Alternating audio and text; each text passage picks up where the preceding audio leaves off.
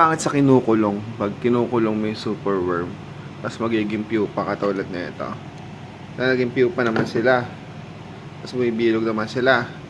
Ang disadvantage nito, mas maraming patay. Kaya, ayan o. Tulad na ito, patay yan. Ayan, patay.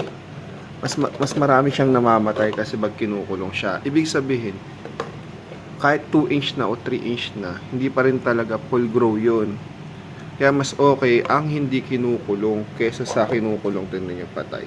Pero may chance naman na maging pupae siya. Ang kagandahan naman sa hindi kinukulong, marireach niya yung maximum niya na maturity ng pupa. Ito, tingnan nyo. Ito, may chance itong mamatay. Pero tingnan nyo, laki na, di ba? Mga 2 inch, 0.5 na to. Ang mas maganda, hindi kinukulong.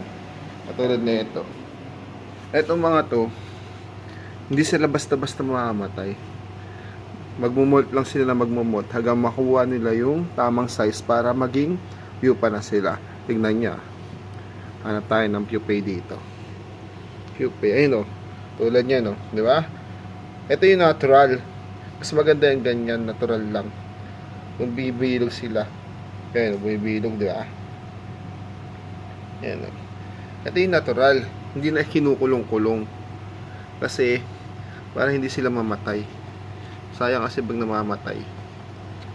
Ayan, ito yung natural way na pagpapa-pupa. Ayun o.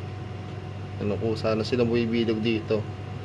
Lagyan mo lang din pagkain. Tapos damihan mo yung egg tray. Mas madami egg tray, mas maganda. Para maging pupae sila. Ayan o. Pupa na o. Oh. Natural lang yan. Ito yung mas magandang way kaysa sa kulong-kulong.